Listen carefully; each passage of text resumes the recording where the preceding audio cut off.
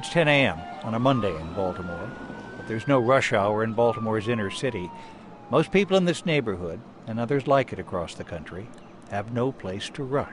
You can't go to movies, you can't go nowhere. All you can do is sit still and watch the day go by. That's all you can do.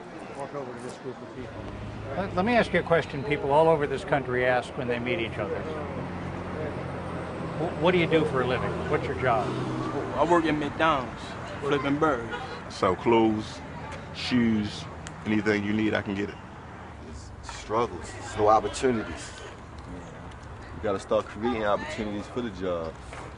Kiko Worrell grew up on these streets in East Baltimore. Unemployment isn't news here, it's life. The neighborhood has been in a recession every day that Kiko Worrell can remember, and he is 31 years old. You go in every neighborhood where you got hustlers at, and you get these guys jobs, you will take a lot of people off the street. You'll take a lot of time off their hands. If you ain't got nothing else on your hand but time, you won't come out here and do wrong. Like over 40% of his classmates in Baltimore's public schools, Kiko Worrell never graduated from high school. He landed in a city penitentiary only a few years later for selling drugs. Telling kids they shouldn't go sell drugs in Baltimore is like telling somebody they shouldn't be a coal miner in 1930 in West Virginia. And it's, what other jobs are there? David Simon, the writer and television producer, spent a year profiling a block just around the corner from this one 15 years ago. David Simon says you can hear stories like Kiko Worrell's on every street and front stoop here. When you have no jobs and there is no future, and the only factory that opens up where you live is a, $2 million a day drug trade in your city that is offering employment down on the corner, you're basically consigning those kids to that. David Simon points out that people in the inner city neighborhoods that sprawl across Baltimore don't grow up in a place that prepares them for a future. The post-industrial economy that doesn't need mass labor in factories, it doesn't need manufacturing. It needs information systems jobs that are not here and aren't coming back to Baltimore. And they've basically said, we don't need you. I mean, there's one America that is functional still, even though it's in a recession. And then there's another America that hasn't been functional for a long time. And the two of them are going their separate ways. Donnie Andrews has lived in both Americas. He was the inspiration for the character of Omar in David Simon's celebrated HBO series The Wire. Now lives with his wife, Fran, and 2 children in a working-class neighborhood just outside the city. This is what they do all day. Nothing. But years ago, Donnie Andrews was a lot like Kiko Worrell, an ex-felon who got out of prison with a limited education, dim job prospects, and no glimpse of a future. We releasing them with no money, telling them they can't get a job, they can't get welfare, they can't get nothing. So what alternative do they have but to commit crime? People going to eat. I'm a convicted felon, so it's hard for me just to go places to fill out applications. I can go fill them out, but that don't mean I'm gonna get the job. Every job I had is because I knew somebody on the inside and I got the job. Not because I went and filled out the application, they called me back for the interview. That never happened. Never in my 31 years of living. I'm trying to be this good guy, I'm trying to be this citizen, but I can't. Ain't nobody giving me a chance.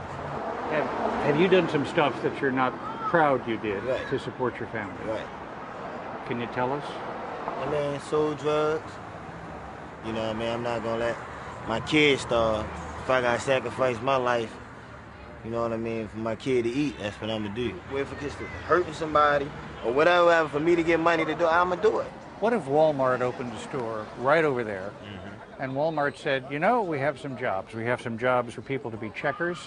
We have some jobs for people to handle the customers when they come in. We're gonna jump on it. You jump on it? Yeah.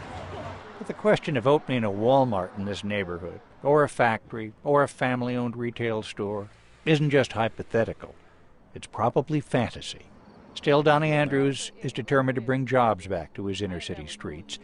He and others from his old neighborhood have created the Why Murder Foundation, which tries to give people who need jobs the skills to rebuild some of the boarded and abandoned buildings there. So I'm on a mission. I had a life sentence with the feds and 2 life sentences with the state. God put me here for a reason. So if he put me here to get killed here, then I'll die here. You know, but I don't think so. I think I'm gonna make a difference before I die. Something gonna change. That's what we heard last September. Since we were there, the national unemployment rate has declined significantly, and so has Maryland's jobless rate. What, if anything, has that meant for Baltimore's inner city? Has anything changed? That's what we were hoping to find out when we returned to the same neighborhood in Baltimore 3 weeks ago. You know, like most cities now, We met up with Donnie Andrews on his way to Sunday service. the buildings still empty. No money is being spent here. The infrastructure is suffering. The church Donnie normally attends is being renovated because it was robbed and burned last summer. Now services are held at this elementary school. Outside, we ran into two church deacons who have lived here all of their lives. You know, the economic statistics have been better the past few months. Have they been better here, better for you? It's the same thing that we've been seeing for years. Yeah. And so the trickle-down effect is very slow to get down here. Deacon Stanley Krosky Sr. would know. He works for the local government providing social services for vulnerable and at-risk families in Baltimore. Do you find you hear the candidates who are running in the primaries now coming up with ideas that could be helpful?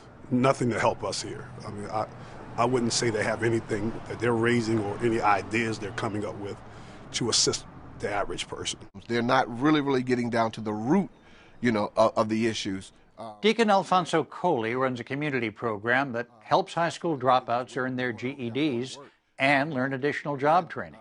One of my biggest struggles is with the youth is being able to give them a skill so that they're able to get out and find a job to make a difference, to be those citizens in our community.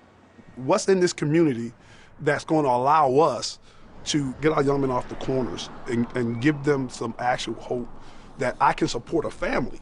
Let me read something to you that one of the candidates said. He said, "We believe in work. We believe that people should learn to work. And we prefer that to dependency." Do you agree with that? That people should learn to work? I mean, you have to teach a person, you know, a skill in order for them to be able to work. No one wants to get up and not work. There are generations of people that's been caught up in that cycle of no hope.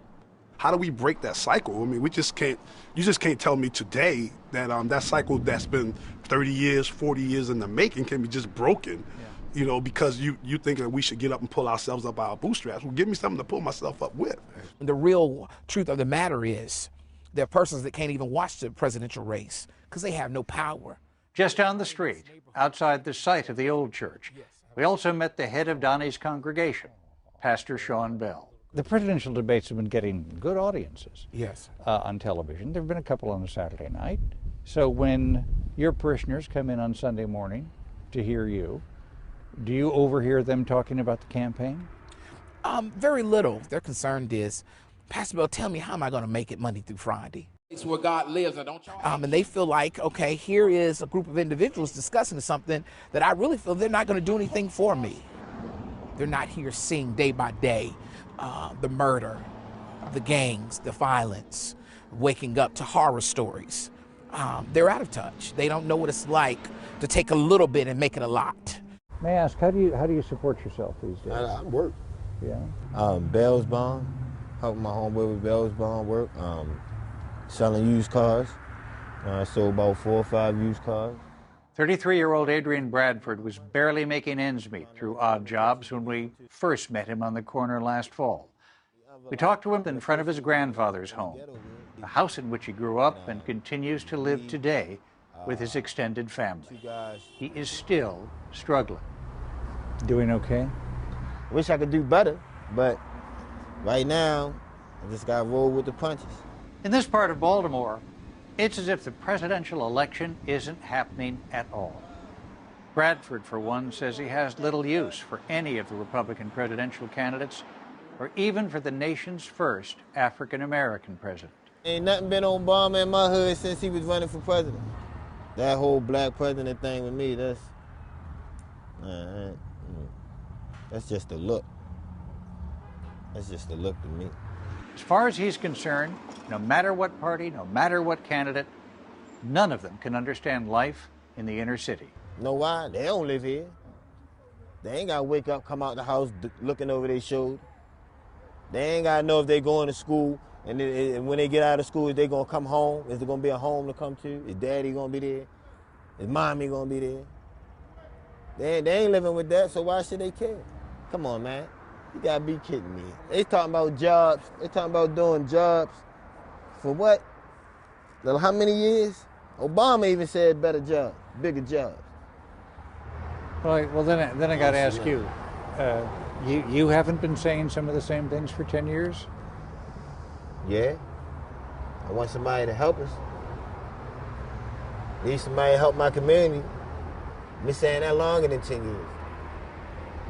And still ain't nothing happened. Since you've been around here, did anything change? And when you come back around again, let me see, if anything changed, it's gonna be the same way. When I look at this, I see opportunity. Donnie Andrews and others say those in the inner city should no longer wait for the government or the next elected leader to step in. They must look within for help. I think it's time for the people to step up and start taking responsibilities the way this country was built. It's deeper than the president. It's deeper than Congress. It's deeper than the Senate. It was what our grandparents instilled in us. Each one reach one. Go within, begin to work at the root of the problem. The root of the problem is, let me teach you how to fish instead of handing you a fish, and therefore you can keep food in your house. It ain't up to the president, it's up to the community. Until the community do it, ain't nobody else gonna do nothing for us. You know, it's the same thing as they say, if you ain't gonna do nothing for yourself, why should I do something for you? These kids that's on this corner belong to the people in the community. You know, this is our family. They just didn't pop up and end up there that one morning. These are our kids. So we've got, as a community, as a city, as a state, reach back and grab these kids to do what's right by them.